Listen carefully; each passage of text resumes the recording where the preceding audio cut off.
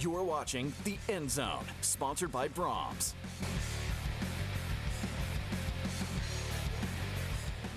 Welcome to a special pregame edition of The End Zone. It is a monster night in Norman, Oklahoma, as the Oklahoma Sooners host the Michigan Wolverines for the first time ever in Norman, only the second matchup between these historic programs of all time. It's going to be an electric night all night long. I am Colby Daniels.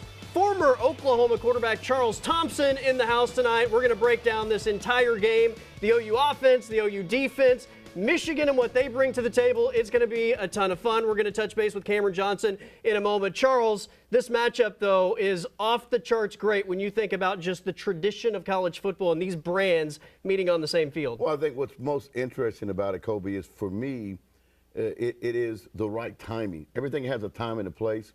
And I feel like this game fits in the timing of where Oklahoma wants to be in terms of reestablishing themselves or having the opportunity to reestablish themselves as a program to say to everyone in the country, hey, we're not too far going away. We've won championships before. We still know how to win conference championships. And although we've had some tough years, we're going to demonstrate tonight that we're still the Oklahoma Sooners. Michigan was on a long national title drought. Their last national title was 1997 before they won just a couple years ago. Oklahoma is now on a drought that goes back to the year 2000. So the Sooners are looking for some Sooner magic in Norman tonight. And maybe this is the game that kind of kickstarts another magical year. As we head out to Memorial Stadium, our own Cameron Johnson has been taking in the vibes all day. Cameron, I got to know, what is the atmosphere in Norman? And I would imagine you got to feel pretty excited just to be a part of it. Absolutely, 100%. The vibes are great. The music's going. Fans packing into the stadium now. It's a stripe out. You can start to see those colors taking place. And I tell you what, it just does not get much better than this. Two of the winningest programs in all of college football going head-to-head in prime time, no less. And if that doesn't get you fired up enough on its own, you should just hear what these fans have been like. Granted, they're a little quiet right now, but in their defense, it's probably because they've been going at it all day long. They were out loud and proud at College Game Day this morning and have been nonstop ever since. In fact, they've been showing several other games from around the country on the scoreboard behind me, one of those being Oklahoma State versus Oregon. That one, spoiler alert, not going too well, but they have made sure to let fans hear that. A lot of booing, but all that to say, a lot of hype around this matchup, but you know who's not feeding into that is the teams playing in it. Ben Arbuckle, the offensive coordinator for the Sooners, is saying, well, the game plan certainly is going to look a lot different between what they had against Illinois State and tonight against Michigan. He says the process for preparation stays the same. I'm not going to change my process at all. You know, I'm not going to change how I prepare for this game. I'm going to be true to myself, true to what I believe, and go out there and put our best foot forward against an awesome opponent who, on film, they're physical and they play hard and they're well coached. But just put our best foot forward in that regard and stick true to our process and have the boys ready to go on Saturday.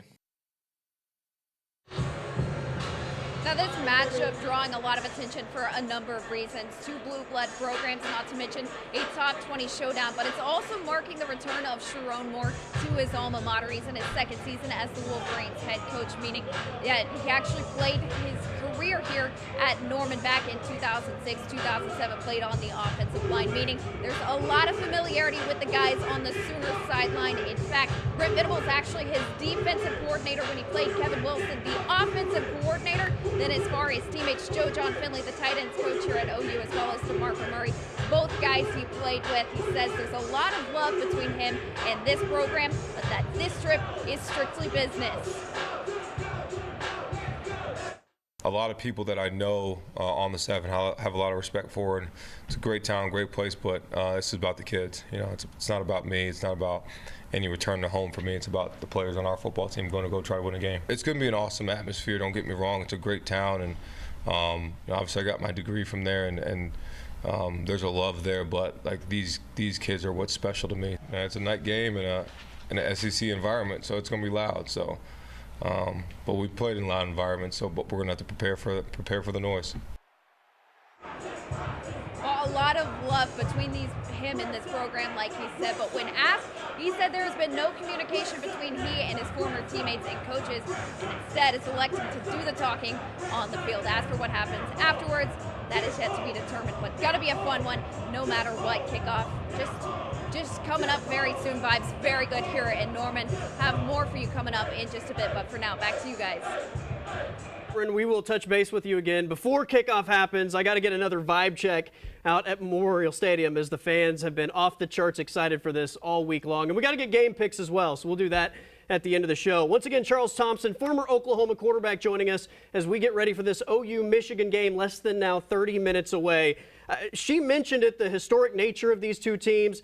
Blue blood universities, right? I mean, they are as blue as it gets in terms of Oklahoma and Michigan. And I started going through some of the all-time numbers in terms of wins and winning percentage.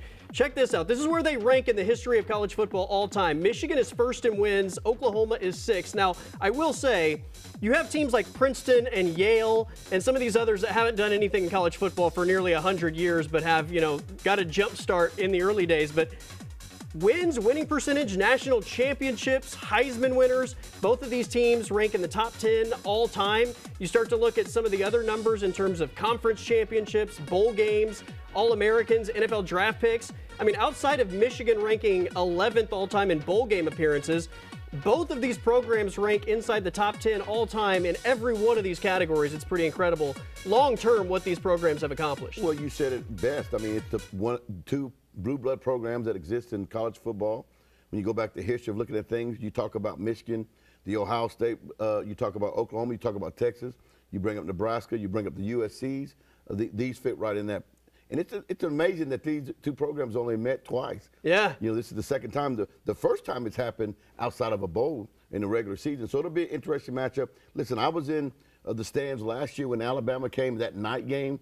I know that atmosphere was pretty fine. Special pretty atmosphere, electric. yeah. There in Norman. I think tonight will be the same. Yeah, and I think because of what's on the line in terms of this season and projecting forward, the Alabama game was special because it kind of salvaged what was a season that was kind of in a nosedive. This is a season that still has a lot of hope in terms of what the Sooners can accomplish, and a win tonight, I think, just puts them on a pretty crazy trajectory for what could happen down the stretch. Now, these are both programs that struggled last year. Obviously, Jim Harbaugh moved on after the national championship. Sharon Moore takes over. Michigan had their struggles. We know what happened with Brent Venables and Oklahoma, but they hit the reset button offensively in the offseason. They bring in John Mateer, who threw for a Sooners debut record, breaking Baker Mayfield's record, 392 yards last week. He had 3 passing touchdowns, had another on the ground, one of the top dual-threat quarterbacks in the country. This is a guy that is going to jumpstart the Oklahoma offense from what we saw a year ago. Well, I think the biggest key when you talk about a team from year to year, it's about relying on the shoulders and the smarts and the decision-making of the quarterback. Listen, I played the position. I know it very well. My sons have played the position. I think Mateer, to me, brings an element that I think people are underestimating. I think they got the Sooners kind of, to me, a little bit unranked, or should I say not unranked, but maybe they're underrating them in terms of that because of what they did last year. But I think defense, they're going to be a better football team, and I think offense is going to be the same as well. And I think that all goes back to John Mateer and Arbuckle and what they bring to the offense. His experience, I thought, made him a lot more decisive in the passing game than the guys last year. And that's not to say that those guys were bad. They just didn't have any experience, right? This is a guy that's played college football, so he feels more comfortable out there. Well, not only he's played college football, but he's been in one system. That's right. He's had one coach, and that coach was at Washington State, recruited him out of high school, and now that coach, and here is in Norman, Oklahoma. Which takes me to my next point. Because of that, his comfort level with the offense, he brings a certain swag that I think has sort of had an infectious type of feel to the entire offense. The biggest key in the quarterback position is first year, obviously, you're playing on most talent. When you get in your second year, you start playing on your experience, your knowledge, your comfortability in terms of the schematics and the schemes, and you understand your offensive coordinator, what he wants to do and why he's trying to do it. Yeah. And I think certainly John Mateer and Arbuckle's relationship and their continuity is certainly going to, I think, be on demonstration tonight. He's going to lead the way. He's going to need the help of the run game, though, which was not very good in the opener. Now, we're expecting that we're going to see as many as from 2 to 4 different starting offensive linemen tonight. I'm really curious to see what that group ultimately looks like and what the rotation becomes tonight, but it might be a completely different look than 1 week ago, not to mention the prized portal addition of Jade Knott, who essentially had 1 carry last week. He is as healthy as can be expected, and Brent Venables talked about reinserting him back into the offense. He's one of the more explosive players in college football. I know he's banged up last year. He was banged up in camp, and but looks to be close to 100%. He's a real weapon, and I think he'll play a real factor in our season moving forward. So I'm excited about that, to have another weapon like that on our offense, and we're going to need him. He is obviously extremely explosive, but he has to have run lanes, right? I mean, it doesn't matter how explosive you are. If there's nowhere to go, you can't really capitalize on that ability, and that goes back to the offensive line. And I don't know if it's going to look drastically different in terms of production tonight, because while you might be getting some new bodies that are better, you're also going to be facing a much better defensive front. Well, yeah, so the test to me is about that. Listen, I've had up-close experience with Michigan, the Big Ten. My oldest son, Kendall's at Utah. One of his first starts was in the Big House in Michigan, so I was there live and saw that personally. And then obviously last year, a couple years ago, with my son Casey being in Nebraska and seeing Michigan up close there. Listen, they are a true essence of a big team program. They're rough, tough, big, rigid up front. They'll rely on their running game, and so their defense and offense will be predicated on how they stop the run and how they're able to run. If they can do those things tonight, then certainly the Sooners will have their hands full. But on the flip side, Kobe, I don't know that I necessarily think the running game for Oklahoma has to be stellar. I think John Mateer and Arbuckle know how to manipulate things strategically in relations to the back end. And I think Oklahoma will be a lot more explosive because John Mateer knows what he's looking for, knows exactly where the receiver's supposed to be. And I think that knowledge of what he has, along with being comfortable with Arbuckle, it should show up and be a positive advantage to the Sooners tonight. My only worry would be if you don't at least present the threat of a run game. That Michigan front seven is so good that if they're able to just pin their ears back knowing that you can't run the football and it's all pass, that those inexperienced offensive linemen may allow Michigan to get into the backfield and disrupt things. But I think your point is absolutely valid. He knows what he's doing. Ben Arbuckle is going to be creative with the play calling, and their ability to stretch the field vertically, I think, with John Mateer is going to be extremely valuable. Now, in terms of the other side of this matchup, the Oklahoma defense, I mean, they were phenomenal last year, and I thought really at times were put in bad positions by either turnovers, deep in their own side of the field, by maybe just the amount of time they were on the football field. This is a group that I think has star caliber players at all three levels. Brent Venables is now calling the plays defensively and has taken complete ownership of the defense. I think that group is one of the best in college football. Well, it's funny you say that. I just had a conversation. Both of my sons, Kendall and Casey, were talking about that. When you're specialized in something that you're specialized in, nobody does it better than you. And I think when you hear that Brent Venables is taking back over the defense, it makes a lot of sense. Listen, they are one of the most thorough prepared units that I've seen. Brent Venables gets his defense prepared like offensive coordinators get their offensive prepared. They know the elements of every aspect of the opponents coming in with strengths and weaknesses. They know particular people. The left tackle, maybe he slides a little bit this way, that way. He runs them through a very rigid pregame from the standpoint of knowing exactly who your opponent's going to be. I think this defense was fairly good last year. I think it's going to be extremely good this year. And I think, like I said, tonight, I think we're going to see a lot of things demonstrated for Oklahoma to say back to the country, hey, we're still the Oklahoma Sooners. I really do. And I think they're going to do everything in their power to try and confuse the five-star true freshman Underwood from Michigan. Brent Venables talked about, I think, just the overall respect that he has for this kid who's making his second ever start and first ever road start in Norman tonight. He's a guy that, man, he's, as I said, to open up, man, he's a little different. And, again, it reminds me a lot of a Trevor Lawrence, just quick, decisive, accurate, poised, tough, consistent, and there's a reason he was the #1 player in America. Overall, you look at Bryce Underwood, he just turned 18 3 weeks ago, signed a $12.5 million NIL deal. Now he's on the big stage, College Game Day in town, this national matchup against a terrific defense. I mean, this kind of feels like one way or the other somebody is going to really make a name for themselves, OU defense or Bryce Underwood. He's got a terrific run game behind him. Justice Haynes, the Alabama transfer, went for about 170 yards last week and 3 touchdowns. But Michigan is going to be Michigan, right? They're going to put him in situations where it's not necessarily all on his shoulders, and they're going to try to put him in a position where they succeed on first down and put him in positions to win. Well, if you go back and watch the last couple of years, J.J. McCarthy came out of Michigan. Although people looked at him in essence in terms, they still relied on the run game even with his experience. That's right. When he was at the helm of the Michigan offense. So their identity is to run the football. Their identity in the Big Ten is that they're rough and rugged up front. They want to try to lean on you a little bit.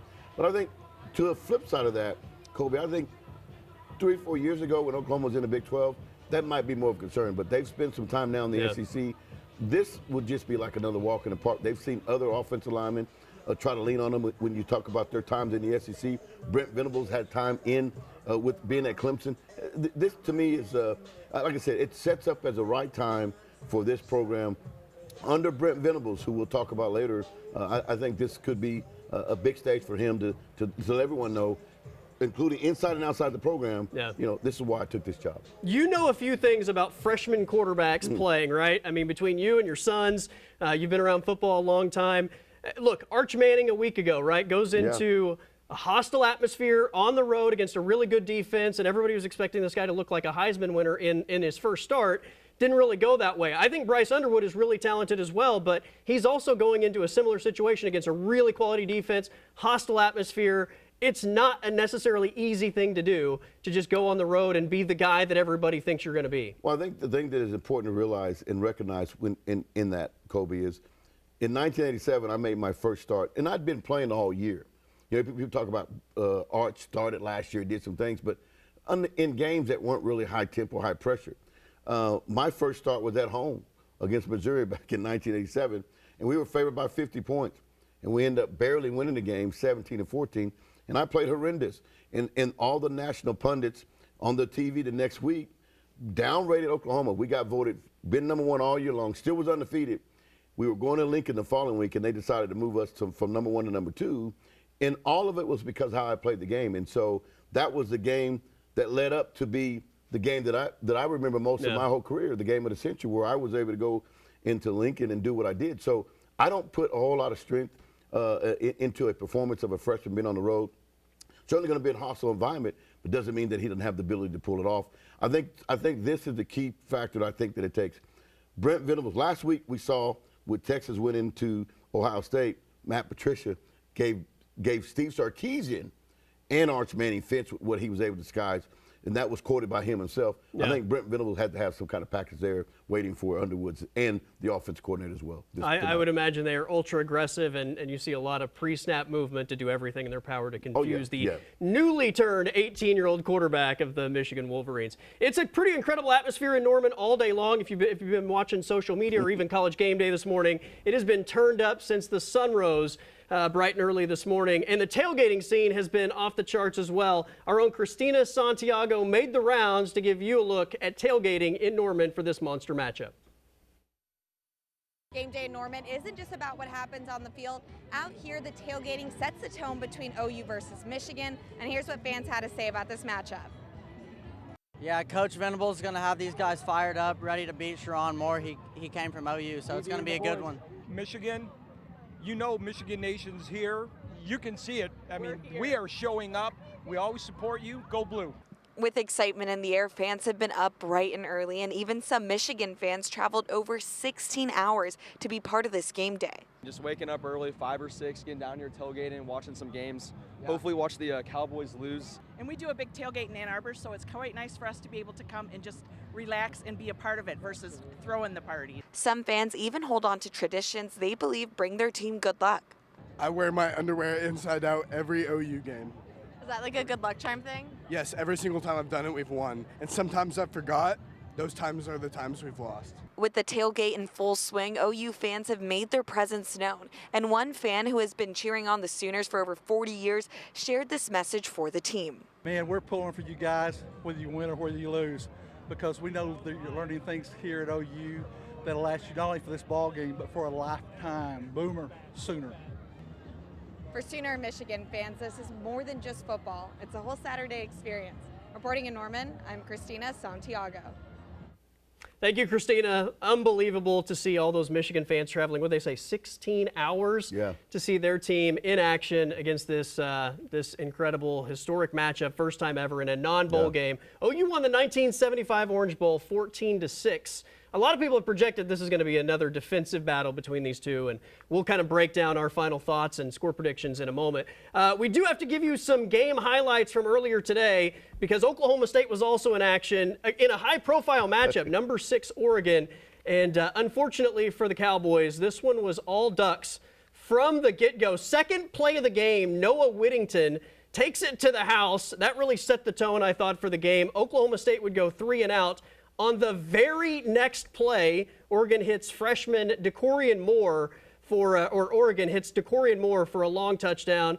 It's immediately a 2-touchdown favorite for Oregon, and ultimately they just completely run away. OSU really had very little positive things happening in this game, and I think Mike Gundy is going to feel a little heat after this one. 69-3 is the final. Well, obviously it's certainly frustrating when you talk about it. I asked the question of people, obviously the Oklahoma State Cowboy fans, when does the pressure really begin to get heated up under Gundy's seat? And of course, I don't follow OSU as much, but they say it's already heated. Yeah. There's been a lot of grumbling about this team last year. I think that, like you said, they went winless in the conference.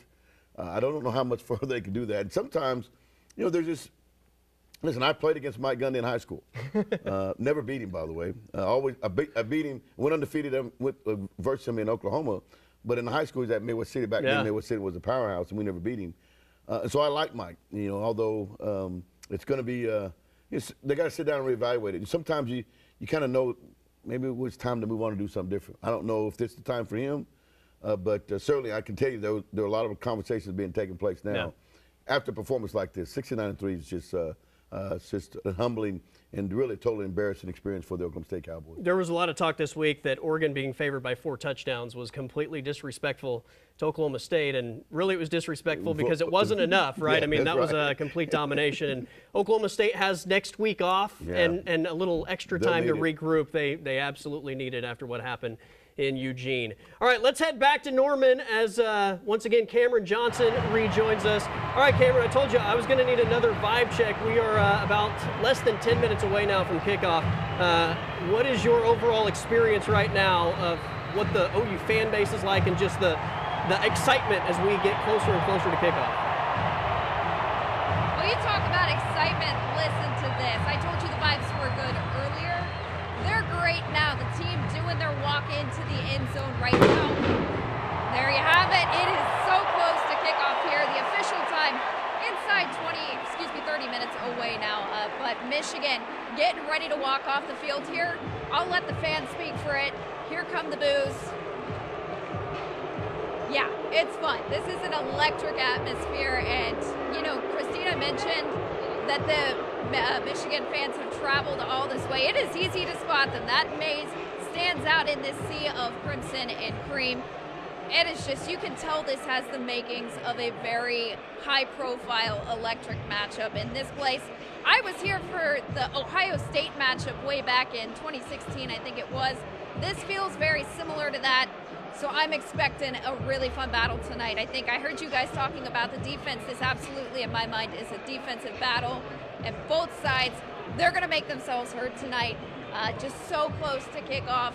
It's going to be a great game here tonight. It's just can't wait. Our game picks, Cameron, you have any keys to the game, anything that you think Oklahoma has to do if they're ultimately going to be successful? Yeah, I think Sharon Moore, Michigan's head coach, was very forthright in saying they're going to come after John Mateer. He's the key to the offense. So the offensive line is going to have to step up, protect him well. Yes, it would be fantastic to get that run game going, just knowing that they're going to try and take John Mateer out early. Same deal defensively, Bryce Underwood. He's being tested on the road for the first time. kind of like Arch Manning. I think I heard you guys mentioning that as well. So this is going to come down to the defenses 100%. OU needs to come out flying, set the tone early, and I think that is what it'll take for the Sooners to come away with a statement win here tonight. But of course, we'll find out very soon. All right, let's call our shot, right? It's time for game picks, score predictions. Cameron, we'll start with you. What do you got? Well, like I said, defense the name of the game in this one. I don't think there will be a ton of scoring. I think field goals will make a difference in this one as well. I've got OU winning this one 24-17. Cameron, we appreciate it. Have a great time. Enjoy the atmosphere, and we'll talk to you after the game for postgame. Charles, what do you think? I think this is the game that's going to be. I think Oklahoma offense is going to announce to the big football world, hey, John Mateer and Arbuckle is the reason why we got him here, and this is why we're going to show you tonight. I think Brent Venables. I think the defense will give up some things here and there. I think Oklahoma can come out and win this game 35-24 is what I got. I think this is one of those games early on where kind of like two boxers in a high-profile matchup. They're just kind of taking it easy, feeling each other out, trying to get a read. You get a couple jabs every once in a while, trying to get the timing. Not a lot of big offense in my mind early in this game. I think it's a defensive battle. Ultimately, I think you do get some big plays. I think Oklahoma is able to separate late. I do think this is a physical game. I think this is a hard-fought game back and forth, but I think in the second half, Oklahoma hits some big plays with Ben Arbuckle and John Mateer's offense, maybe get a little separation. The defense is able to pin their ears back and get after that freshman quarterback. And to me, that is the difference in the game. I think Oklahoma controls first down defensively and puts Bryce Underwood in some uncomfortable positions.